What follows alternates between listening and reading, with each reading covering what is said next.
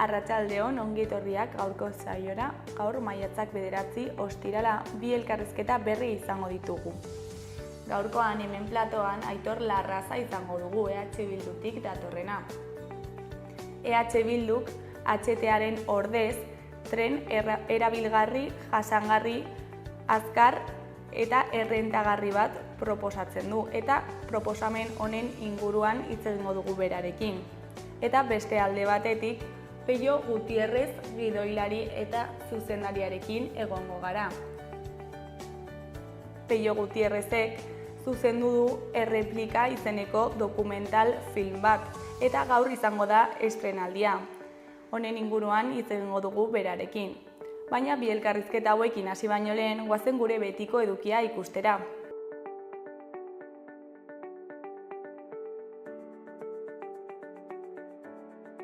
Goazen orain gaurko efemerideak ikustera. Gaurko egun batean, 1981 maiatzaren 9 Lezo Urreztieta hil zen Baionan. 1907 Santurtzin jaioa, gazte hasi zen kontrabandoan, aitaren ontzian. Ezagutza horiek baliatu zituen 1934ko urriko iraultzako 826 ieslari Asturiasetik Lapurdira eramateko. EAJtik bereizitako Jagi talde abertzaleko kidea izan zen. Urte batzuk geroago, 1982ko maiatzaren 9 Jarrairen 5. Kongresua bortizki eragotzi zuen Espainiako poliziak Txurdinagako Gabriel Aresti Institutoan, inongo epaileren agindurik gabe. Ikastetxeko atea indarrez zabaldu eta mehatxuka, bertan ziren guztiak identifikatu, aterarazi eta Mikel Zubimendi eta Joseba Kamio ordezkariak atxilotu zituen. Arratsaldean gertaera salatzeko Indautxuko komisaldegi aurrean egindako kontzentrazioan beste 21 lagun atxilotu zituzten. Egun berean baina 2004ko maiatzaren 9 Kadirov hil zuten txetxeniarrek atentatu batean. Txetxenian Errusiako presidente Putinen konfiantzazko gizona eta presidentea. Gronozkiko Dinamo futbol taldearen estadioan palkoaren azpian jarritako lehergailu batekin hil zuten, beste 31 pertsonarekin batera. Eta bukatzeko 2008ko maiatzaren 9 Donostiako erraustegi ondoko Arkaitzerrekako 100 arrain hilda agertu ziren.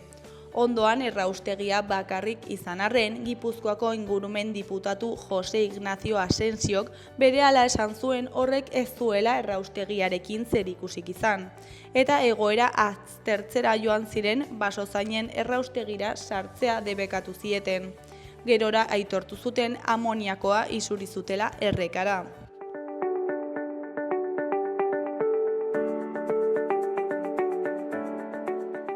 Gaurko eta asteburuko agenda errepasatuko dugu orain. Ostiralean, maiatzak 9 Sanduzelaiko Zibiboxean 7:00 mugarri, musika eta antzerkia uztartzen dituen ikuskizuna egongo da. Bi begirada, bi istorio eta leku bera, Ibardingo muga.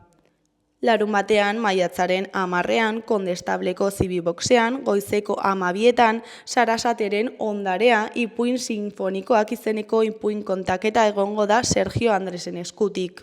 Larunbatean baita ere, Juslarrotxako Zibiboxean, arratsaldeko 6 Osaba Patxikuren etxe zaharra izeneko magia showa egongo da Wallace Magoarekin.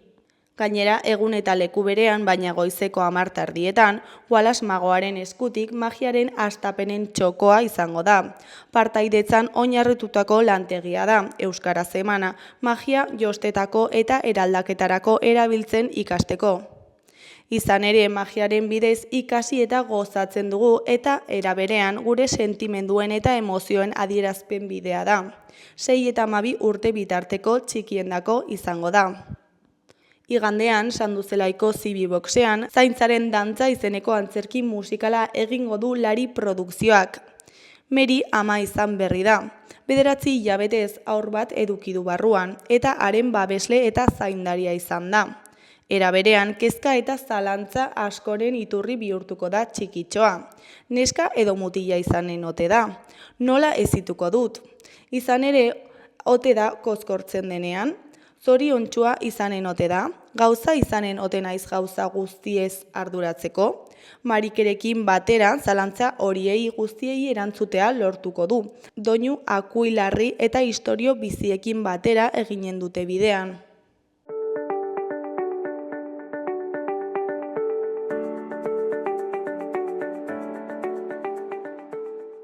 Ikus dezagun gaurko egunkarien azalek zer dioten. Diario de Notiziasen argazki nagusian aita santu berria dugu. Oso unkituta geratu zena jendaurrean egin zuen lehen agerraldian. Honen titularrean, Leon Amalaugerrena, Estatu Batuetako lehen aita santua Frantziskoren lerroari leial. Robert Francis Prevost Chicagon jaio zen. 79 urte ditu eta Agustindarren priorea izan zen. 4 bozketa baino ez ziren egin konklabe azkarrenetako batean. Bere lehen hitzaldian zubiak eraiki eta bakearen alde lan egiteko deia egiten du. Hamarkada bat eman zuen Peruko nekazari komunitateen ondoan. Leon Amairugarrena langileen aita santua izan zen, justizia sozialaren ordezkaria. Beheko aldean 6 lerroburu daude. Alde batetik, errenta bermatuak 36.259 pertsonari ematen die estaldura. Beste alde batetik, Iruñeko alde zaharreko bizilagunek 100% igoera jaso dute. Jarraian Buztintxurin labankada eman zutenak kondenatuta zeuden eraso batengatik. Gainera, Nafarroak energiarako trantsizioa gidatu nahi du. Ondoren Juan Carlos Lehenengoa 1976ko Montejurrako gertakarietan sartu zuten. Azkenik Jose Suarez parlamentarioak PPN utzi eta Garziaren aurka egin du. Diario de Navarraren ia azal guztia hartzen duen argazkian, Leon Amalaugarrena aita santu berriak atzo egin zuen lehen agerraldia San Pedro Basilikako balkoian. Izan zituen milaka fededunak agurtzeko unean ikus dezakegu. Titularrean Leon Amalaugarrena Amerikarra eta misiolaria. Robert Prevost Agustindarrak Frantzisko aita santuaren ondarea jasotzen du bere lehen mezuan. Aita santu berriak Perun lan egin du eta gotzainen izendapenean kontseilari gisa. Argazkiaren beheko aldean 3 albiste ditugu. Batetik Nafarroako nekazariak kontsumitzaile berria konbentzitu nahi du. Bestetik 3.943 pertsona errenta bermatutik kanporatuak ez betetzeagatik. Bukatzeko Asironek galdeketa bat egin du Sanferminetako zezenketei buruz. Gara egunkariaren titular nagusian, Iratxe Sorzabal torturatu zutela onartu du Auzitegi Nazionalak. Guardia Zibilak emandako elektrodoen aplikazioan tratu txarrek eta tratu ankerrak behartu zituzten Sorzabalen autoinkulpazioa eta horregatik Auzitegi Nazionalak absolbitu egin zuen. Argazki nagusian, Leon Amalaugarrena aita santu berria dugu. Titularrean Bergoglioren jarraitzaile den Prevost aita santu hautatu dute, Leon Amalaugarrena. Editoriala atalean askatasuna eta bermeak dioen izenburua agertzen da. Erdiko berrian, Old Traffordek bere ametsetatik esnatu du Atletik. Berriaren titular nagusian hau agertzen da. Espainiako Auzitegi Nazionalak frogatutzat jodu Iratxe Sorzabal torturatu egin zutela. Epaileek absolbitu egin dute eta adierazi Guardia Zibilak tratu gizagabea eman ziola. Epaian jaso duenez Sorzabalek 2001an egin zuen autoinkulpazioa tratu txarren ondorioa da. Argazki nagusian Robert Prevost atzo Vatikano hirian Leon Amalaugarrena aita santu gisa aurkeztu zutenean. Robert Prevost aukeratu dute Eliza Katolikoaren 267. aita santu. Robert Prevost aukeratu dute Eliza Katolikoaren 267. aita santu. 79 urte ditu eta Frantziskoren hurbilekoa izan da. Eskuineko berrietan alde batetik Gasteizko emakume baten hilketa matxista salatuko dute gaur hirian. Beste alde batetik txosnak arriskuan daudela adierazi du jai herrikoien mugimenduak. Jarraian irakasleek grebari eutxiarren gaur berriz bilduko dira Jaurlaritzarekin. Goiko lerroburuan Atletik Europa Ligako finalik gabe gelditu da. Manchesterren ere gol sorta bat jasota. Euskal Herria irratiari dagokionez, titular nagusian, BCHek ikusgarri izaten segitu nahi du. San Ferminetako txupinazoa botatzeko proposamena egin dute langileek. Ikusgarritasuna izaten segitu nahi dute BCHko langileek. Gaur lantokiko teilatura igo eta koloretako bengalak piztu dituzten bitartean zenbait pankarta erraldoi jarri dituzte zintzilik. Tartean, baita langile baten heriotza irudi duen panpin bat ere. Gaurkoa haratago atzo San Ferminak prestatzeko mahaian izan ziren langileak eta 2025ko txupinazoa botatzeko hautagai izan nahi dutela jakinarazi zuten. Eskuineko berrietan, goiko aldekoan, Xumar Altzugaraien hitzetan, euskarazko ikus-entzunekoen egoera iraultzen ari da pixkanaka. Pantailak euskaraz mugimenduak bigarrenez pantailaldia antolatu du, euskaraz ikus-entzunen egingo dugu lelopean. Behekoan, Mikel Baztanen hitzetan, Agoizko berdeguneak auzolanean atonduko ditugu lorezaintza jasangarriaren bitartez. Maiatzaren 30etik ekainaren batera Agoitz loretan ekimena antolatu du udalak. Herriko landare ondaren alderdi guztiak balioetsi nahi dituen ekitaldia da. Landareek eta berdeguneek eskaintzen dituzten onura jasangarri ugariak nabarmenduz.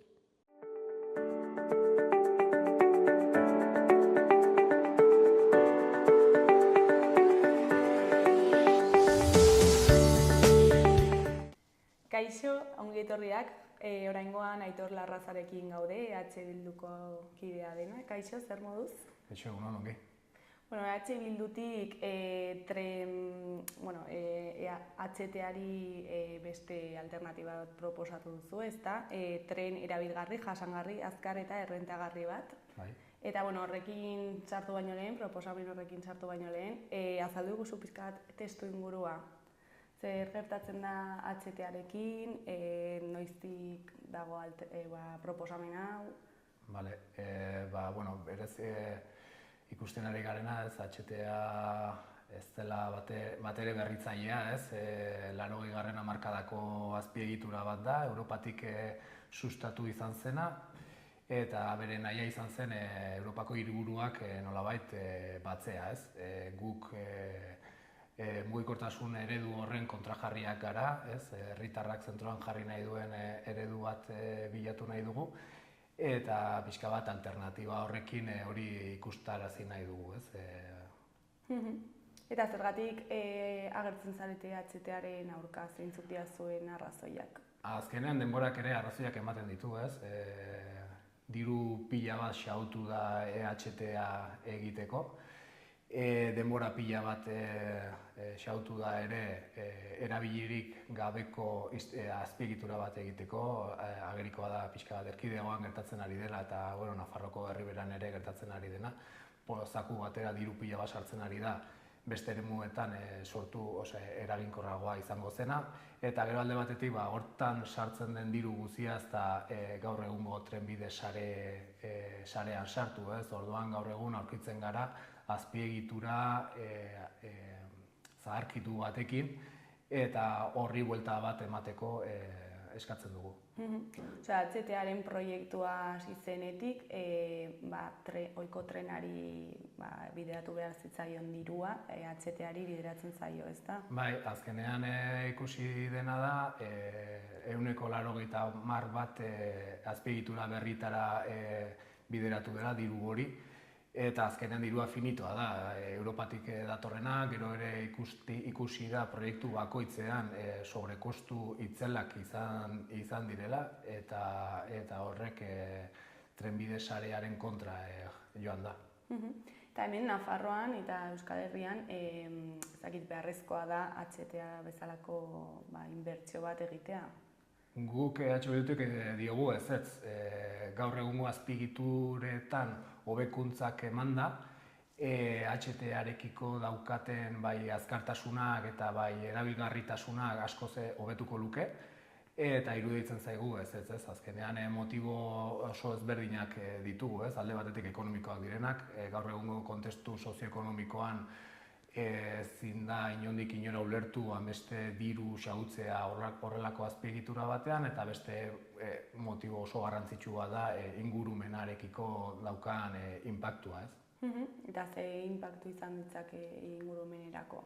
Bueno, agerikoa da askotan ere, mendi sareetan eta ez dugu bakarrik Gipuzkoatik mugitu behar eta ikusten da, ez? Akuedukto plataforma berri horiek egindako xauketa mendietan eta inkluso hemendik proposatzen direnen egitearena ezkio de itsasoko eztabaida famatu horretan, ez? Hortan Aralarretik pasatzearen zer sortuko litzateke zulatuko bagenu, ez? Eta, hainbeste desamantaia argi izan da, zergatik uste duzu HTA ezartzearen interesak jarraitzen duela?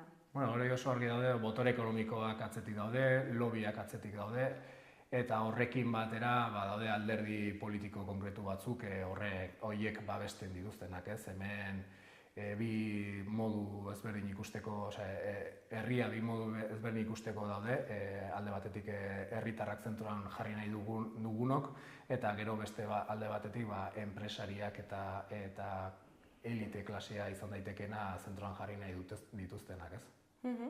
Lehen aipatu dugun bezala, zuek proposamen bat zabaltzen duzu Bildutik, eta kontatu iguzu pixkat proposamen honen inguruan. Bai, berez azkeneko hilabete hauetan ikusten genuen zarata mediatiko pila bat zegoela, ez? Alderdi konkretu batzuen bitartez, eta dirudienez HTA zela alternatiba bakarra, ez? Azkar joateko edo eroso joateko trenbidez, ez? Gu dinamika honekin hori puskatu nahi izan dugu, alde batetik ikusten dugulako beste mugikortasun eredu bat bultzatu daitekela, eta horrekin dinamika hori hurrengo hilabetetan eraman nahiko genuke, ez? Eta zeintzuk dira pixkat desberdintasunak HTA-ari dagokionez? Guk dinamika honekin berez lau ezaugarri nagusi azpimarratu nahiko genuke. Lehenik eta behin esan, proposamen hau jada 2022an gauzatu zela, ez? Tren sozial eta publiko baten aldeko plataforma herritarrak bide ingenieritzaren bitartez proiektu hau osatu zuten, oso proiektu serioa da, eta orduan guk hori babesten dugu, ez? Eta gu dinamika honekin lau ezaugarri nagusi azpimarratu nahi izan ditugu proiektu honekin, ez? Zur lehen esan duzun bezala, proiektu hau erabilgarria da, azkenean herriak, hiriak eta poligono industriaguneak batzen dituelako. Jasangarria da, pitzadura berririk ez duelako egiten lurraldean eta duplizidadeak ekiditen dituelako. Azkarra da, plataforma berri batekin alderatuta gaur egungo azpiegitura modernizatzen 8 minutu besterik ez luke izango eskasean Gasteiztik Mirandatik Iruña bidean, barkatu. Eta gero errentagarria da azkenean bere kostua 145 murriztuko lukeelako, ez? Eta hori 500 milioi eurotan gauzatzen da. Eta zuen proposamenari erantzunen bat eman die Garraio Ministerioak? Berez Garraio, kongresuan egon zen korridoreko udale ordezkaritza bat 2019 aldean edo hortik. Alderdi ezberdineken izan zen, badakigu ministeritzak oraintxe bertan ere proposamenaren gain ezagutza baduela, baina dinamika honen barruan ere beste bilera berri bat eskatuko diogu ministeritzari, ez. Eta nola uste duzu bukatuko dela kontua, edo nola zer bilakaera izango du honek? Azkenean guk bultzatuko duguna eta gero ikusten dena eman diren ekimen instituzionaletan, bai Sakanako, bai Araialdeako eta bai Burgoseko eman ziren 100 handi bateko udalak bere garaiako adierazpen instituzional bat onartu zuten. Ikusten da herritarrak altsasun eman zen manifestaldian gure proposamen hau babesten dutela, eta guk gure konpromisoa hartzen dugu alternatiba hau gauzatu dadin, ez? Azkenean hemen indar batuketak eman behar dira aurrera, baina iruditzen zaigu mugikortasun eredu ezberdin batengatik, herritarrak zentroan jartzen duen eredu batengatik apostua egin beharko genukela. Eta arazoa hasizenetik ez dakit aurrera pausoak egin dituzuen, nabar izan duzuen ez dakit aldaketaren bat, txikia bada ere? Hemen azkenean guk ikusten ari garena da nolabait buskatu beharko dugula ematen den mantra hori, ez? HTA eta HTA bakarrik dagoela, ez? Horregatik azkenean honekin esan nahi duguna da, badagoela beste mugikortasun eredu bat, trena azkarra dela, esan dezake ikusten duguna 220 km/h eta 250 km/h tren bat abiatzen dena, eta jasangarria dagoenean esaten dugu azkenean 180 baten azpiegituraren erabilera modernizatzen dela, ez?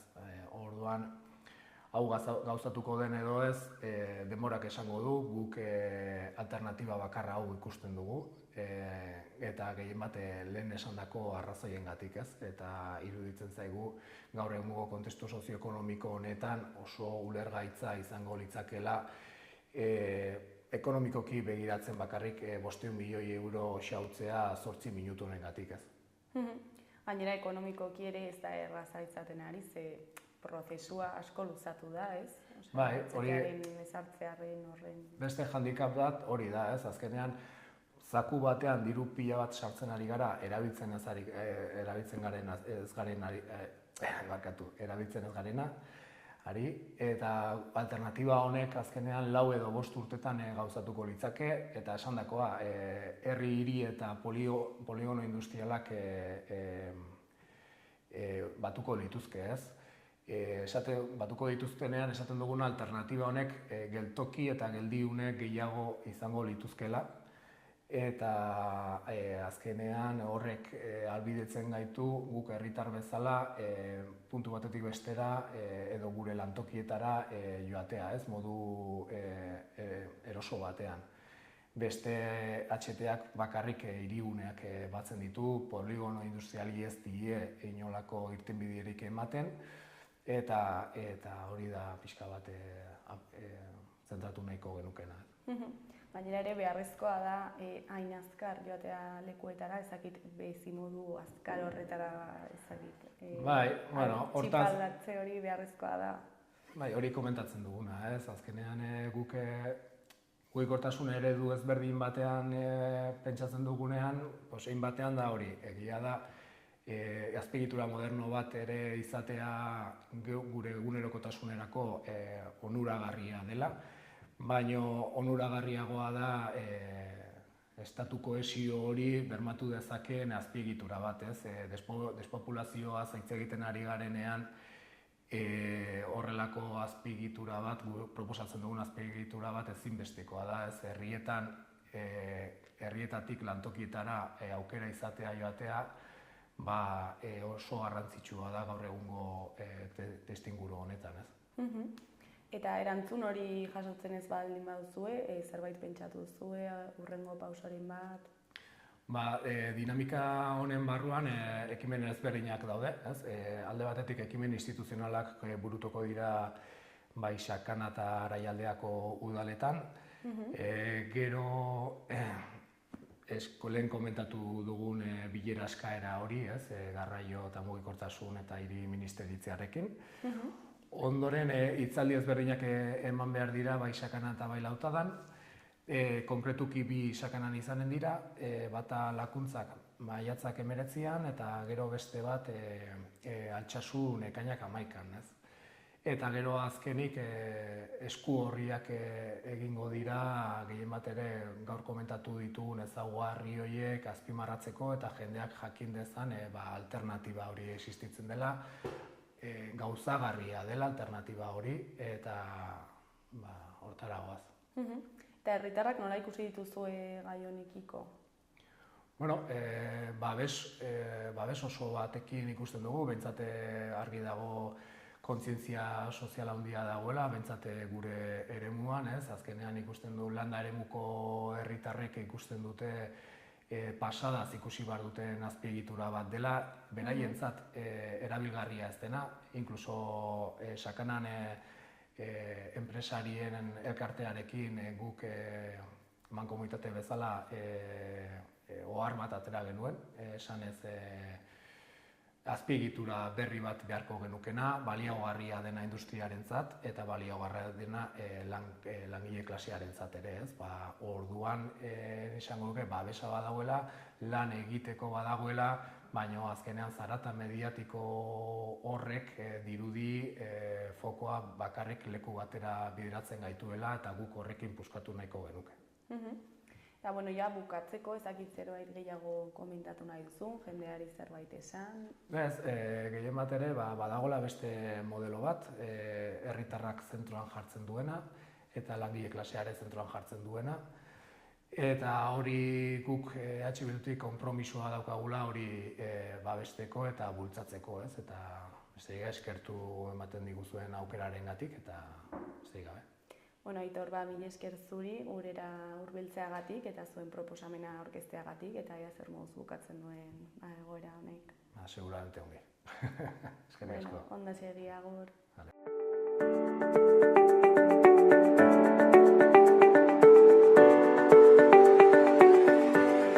Gaurko, biharko eta igandeko eguraldiaren iragarpena ikusiko dugu orain. Gaur, ostirala, giro nahasiagoa izango dugu. Hodeiak ugarituko dira eta zaparradak egingo ditu. Goizean, hodeiak eta urdinguneak tartekatuko dira eta baliteke zenbait tokietan euria egitea, batez ere Araba mendebaldean eta Bizkaian. Eguerditik aurrera ezegonkortzera egingo du eta hegoaldetik iparraldera zaparradak egingo ditu. Arratsaldean eta gauean trumoitsuak izan daitezke. Temperatura maksimoek ez dute aldaketa handirik izango eta iparraldeko haizea nagusituko da. Larunbatean zaparradak botako ditu berriro eta ekaitzak izateko probabilitatea handitu egingo da. Giro ezegonkorrarekin jarraituko dugu, batez ere eguerditik aurrera. Orduan zaparradak eta ekaitzak mardulak izango dira eta txingorra egin dezake. Goiza lasaiagoa izango da. Hodeiak eta ostarteak agertuko dira, baina zaparrada bakanen bat baztertu gabe. Hegoaldeko haizea ibiliko da, eta horrek tenperaturak 20 gradutik gora igotzen lagunduko du. Eguerditik aurrera brisa sartuko da kostaldean, eta arratsaldean eta gauean haize bolada gogorrak izan daitezke ekaitzguneetan. Igandean ezegonkortasunarekin jarraituko dugu. Hodeitza aldakorra izango da eta zaparradak egin ditzake, batez ere egunaren bigarren partean. Haizea eguerdi inguruan ipar mendebaldetik finkatuko da eta temperatura oro har 20 gradu azpitik geratuko da.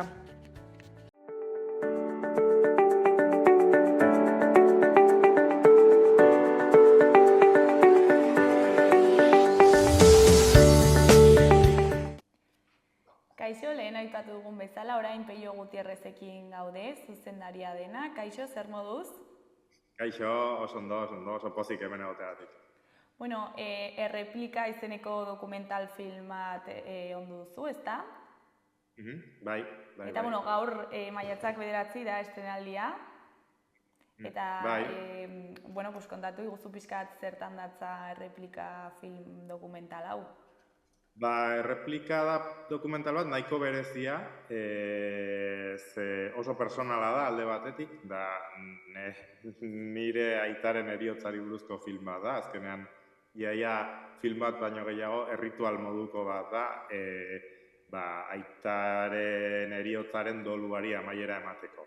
Baina bestalde, esplorazio bat da utxunei buruzkoa. Nola gure bizitzan zehar utxuneak etortzen zaizkigun, eta nola utxune horiek bizitzen jarraitu ahal izateko utxune horiek betetzen ikasi behar dugun, bakoitzak bere modura, eta pelikula hau egitea bera ja nire utxune personal hori betetzeko modu bat da.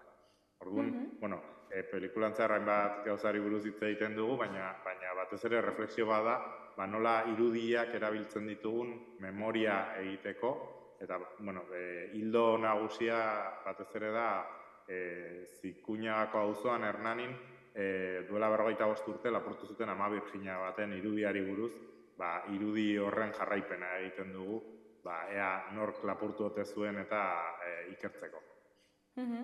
Eta zer ikusi dauka Ama Birjina horren desagerpena zure aitarekin? Kontua da, guk dokumental hau prestatzen hasi ginenean, nik pixkat ia nire aita hiltzenean, ia kasualitatez hola aurkitu nituen, nolabaiteko aurkikuntza txiki batzuk, eta guztiek zeukaten lotura utxuneekin, irudien erabilpenarekin, eta denak nerekin lotuta zeuden. Adibidez, nire aitak 1979 urtean filmatu zuen dokumental bat Hernaniko arraun taldeari buruz, eta haiek trainero baten ateratzen ziren itsasora, eta traineroaren izena Zikuñagako ama izan da. Zikuñagako ama zen izena. Eta pelikula horrek utxune bat dauka erdian. Aitak filmatu zuen pelikula horretan, batean irudia beltzera doa, eta ofa hotxez nire aitak esaten du, momentu hortan, Guardia Zibilek grabatzen ari zirenei irudia konfiskatu, materiala konfiskatu zieten, eta orduan momentu horretako irudia ez daukate. Eta gero pelikula berriz irudia ikusten da, eta momentu batetik aurrera berriz jarraitzen. Nik hori ez nuen ezagutzen aurretik, eta aita hiltzenean deskubritu nuen beste historia. Orduan, handik tiraka deskubritu nuen, zer da Zikuñagako ama hau ez? Eta Zikuñagako Ama Birjina deskubritu nuen urte hortan bertan ere lapurtua izan zela, eta horrek ere utxune bat utzi zuela bertako ermitan, ez? Kasu honetan, igual, utxune kolektiboago bat. Lehenengoa, nire aitaren heriotza utxune bat personala da, aitaren pelikulan ere bere utxune personal bat erakusten du, eta gero, Ama Birjina honen desagerpenak utxune askoz kolektibo batera eramaten gaitu.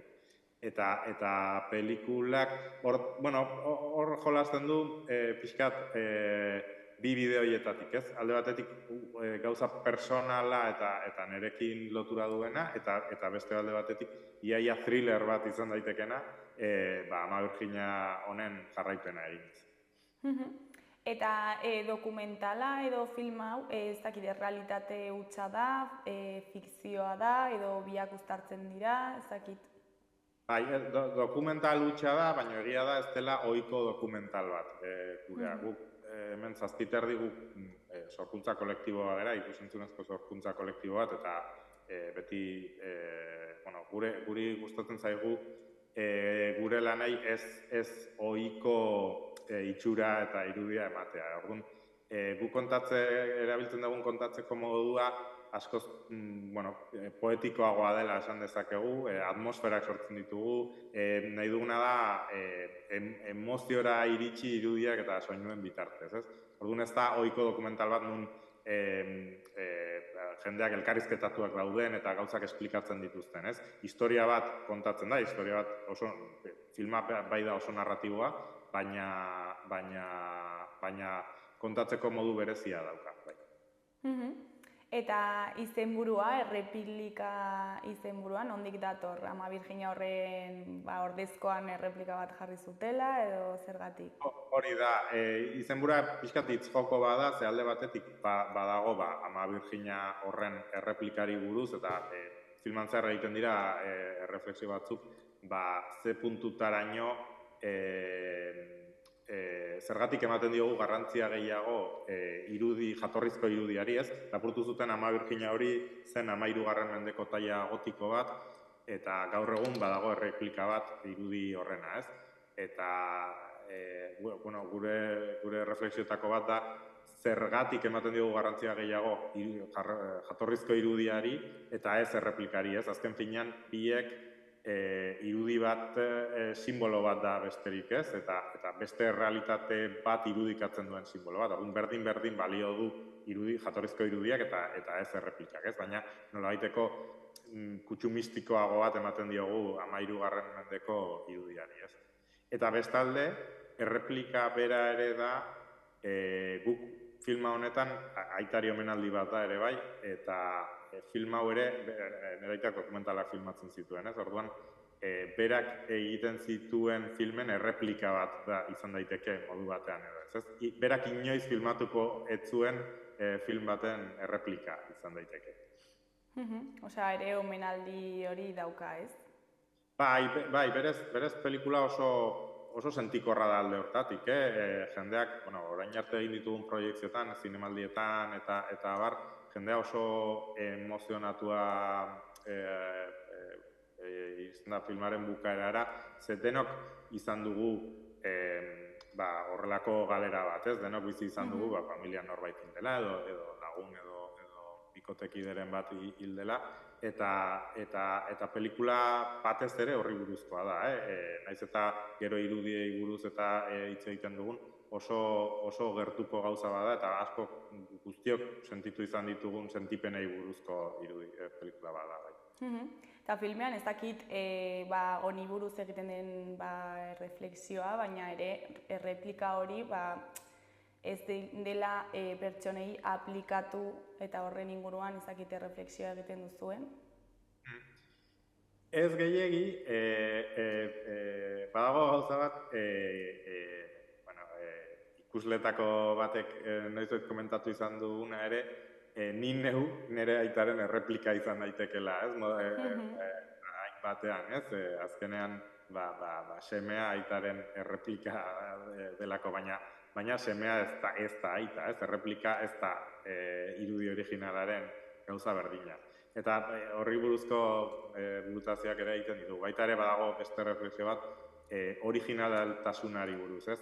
Zer da originala, ez? Azken finean, originala dena etimologiatik originala da jatorriari lotua dagona, hau da, zerbaiten antza duena, baina beste alde batetik originaltasuna da zerbait berritzailea erabat berria, ez? Orduan, zer da originala? Berritzailea edo jarraitzen duena betiko iturria, ez?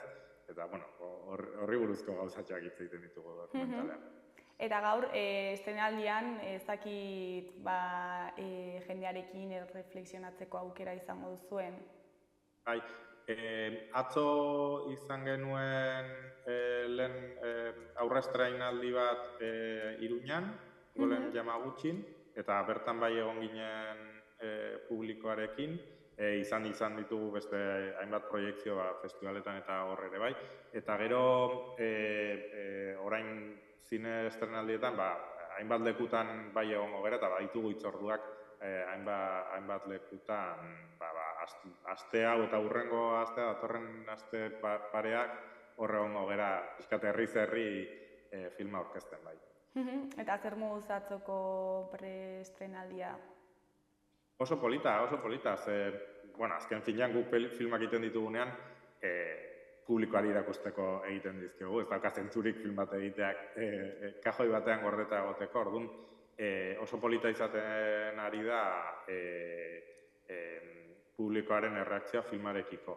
Egia da, ez dakit zuek ere nabarituko zen ezen, baina filma azaltzen duzunean batzutan pixkat kontzeptuala eta ez duzu oso ondo ulertzen ze kontatu nahi dudan, igual ni neu naiz ez erako ondo azaltzen, baina gero filman oso errez sartzen zera filman eta jarraitzen duzu oso erreza eta polita da ikusteko eta oso sentikorra. Eta orduan, jendea, egia esan, ni oso harrituta nago, jende guztia sartzen da eta benetan pelikulan erabat sartuta gelditzen da eta oso mezu politak jaso ditugu, filma amaitutakoan ere jende asko, kolokioak eta izan ditugu, baina solasaldietatik aparte, jende asko etorri da gugana eskerrak ematera benetan, asko gustatu zaielako filma.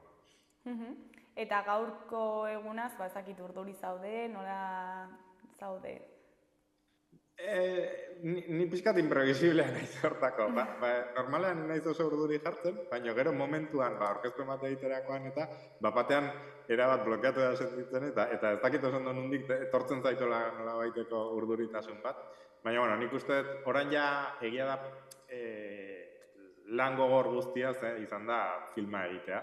Orduan, behin filma bukatuta dagoela, orain ja gozatzeko ordua da, eta publikoaren pekin batera gozatzeko ordua. Eta filmaren prozesuari dagokionez, noiz hasi zinen film honekin, nolakoa izan da prozesua? Prozesua oso luzea izan da egia esan. Guk zazpiterdi, produktora txiki bat gera eta gainera kolektibo bezala funtzionatzen dugu. Horrek esan nahi du, erabaki guztiak kolektiboki hartzen ditugula. Hiru gera produktoran eta hiruen artean lan egiten dugu. Kasu honetan, filma nik zuzentzen dut, niri oso zuzenki etortzen zaidalako gaia eta filma nirekiko harreman oso zuzena daukalako, baina beste askotan zazpiterdi bezala sinatu izan ditugu filmak baita ere, kolektiboki zuzendu ere bai. Kasu honetan, gidoiaren idazketa bai denon artean egin dugu, montajea ere bai, eta zuzendaritza, nik esango nuke, zuzendaritza bera ere ia kolektiboa izan dela. Naiz eta ni izan, guk ez dugu lan egiten zinean normalan egiten den jerarkia horiekin, ez da? Nun zuzendariak esaten du hau hola da, eta beste guztiek egin behar dute zuzendariak esaten duena, ez? Ni gainera oso txarra naiz erabakiak hartzen, orduan, beti hiruen artean konsensuatutako erabakiak hartzen ditugu. Eta, karo, holako filma bat egiten duzunean, etengabe erabakiak hartzen ari zera. Orduan, erabaki bakoitzaren atzean, hiruen arteko elkarrizketa bat dago, eta prozesu bat, eta asko luzatu dira epeak, asko, epe guztiak, ez? Gidoiaren idazketa, filmak eta bera, montajea, gainera guk naztu iten ditugu, ez? Igual, pelikula ohikoagoetan oso konpartimentatuak daude lan arloak, ez? Lehenengo gidoia idazten da, gidoia erabat bukatzen da, gero rodajea hasten da, rodajea erabat bukatzen da, eta gero montajea hasten da. Gure kasuan, hiru prozesu horiek oso batera egin ditugu, ez? Aldi berean egin ditugu, gidoia idazten ari ginen, baina ja lehenengo gauzak filmatzen genituen, filmaketak berak gidoia aldatzen zuen, ze gauza berriak aurkitzen genituen, azkenean ere ikerketa film bada, Ama Birjinaren pista jarraituz. Eta rodajean zehar ere montatzen zuen gera, eta montatukoaren arabera berriz filmatzen genituen eszena batzuk. Orduan, dena oso organikoa. Orduan, azkenean, guztira 3 urte bai izan dira lanean, pelikula hori egiteako. Eta film hain pertsonala izan da, ez dakit zorrotzagoa izan zaren zure buruarekin, eta igual gainontzeko taldearekin?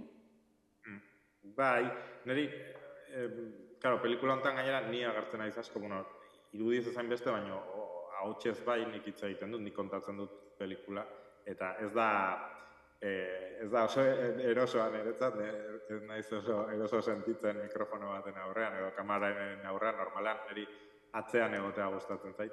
Baina kasu honetan argi geneukan hala izan behartzela, historia hain pertsonala nire bitartez kontatu beharra zegoela. Eta bai gogorra izan da, baina egia da kolektiboki lan egiteak justo lan hori errestu egin digula, ez? Azkenean, kolektiboko beste lankideak kamararen atzean zeuden, eta haiek ikusten zuten irudia nola zukoan, eta osake, alde hortatik egia esan oso pozik. Eta okerez banago hainbat sari jaso ditu filmak, edo gutxienez aipamena, ez? Bai, egia esan gu oso pozik gaude zinemaldietan egin duen ibilbideaz. Estrenatu zen Donostiko zinemaldian, han jaso zuen aipamen berezi bat Irizar sariarena. Gero, ikusi da baita ere Zinebin, eta gero internazionalki ere Tesalonikako zinemaldian egon zen, Grezian, hori oso festival garrantzitsua da dokumental gintzan, Nanteseko zinemaldian ere bai, eta oso kuriosoa izan da, azkenan pelikula honetan kontatzen dugun historia oso gauza lokala da, ez? Iaia Zikuñagako auzoari buruzko historia bat da, baina ikusi dugu posible izan dela realitate horrekin erabat arrotza den publiko bati pelikula iristea, ez? Eta oso polita zen, adibidez, bai Tesalonikan edo bai Nantesen, ikustea publikoak erabat konektatzen zuela pelikularekin. Komentatu dugu gaur estenaldia dela, baina ez dugu komentatu non, zer ordutan... Bai, Nafarroan estrenatuko da Iruñan Golen Yamagutxin, esango nuke 8:30 da. Gaur behintzat, gaurtik aurrera egongo da zinema aretotan, orduan, behintzat astebete, publikoa zinera joten bada, behintzat astebete iraungo du.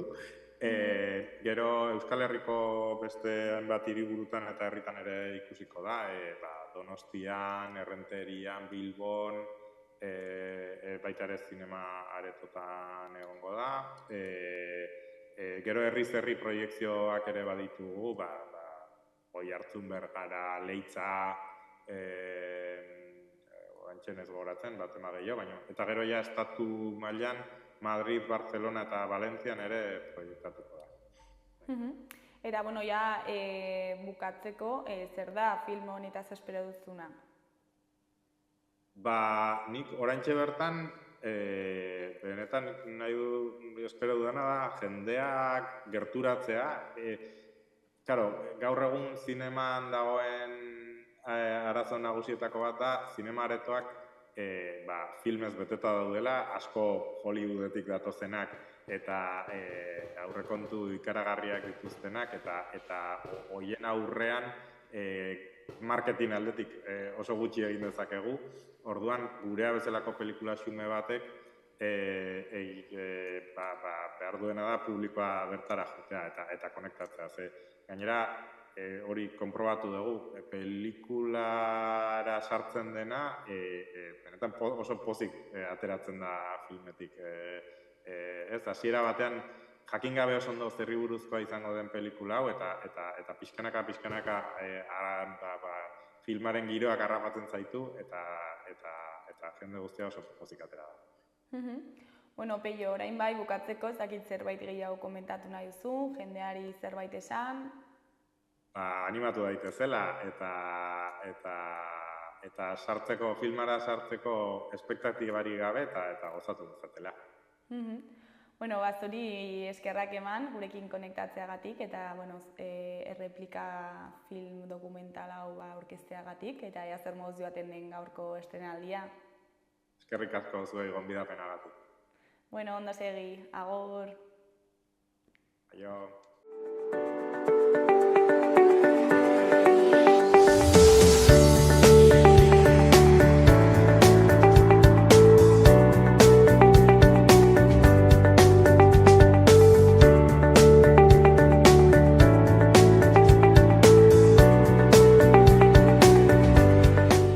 Gaurkoz, hau izan da dena, astelehenean itzuliko gara eduki eta elkarrizketa berriekin. Asteburu ona pasa, agur.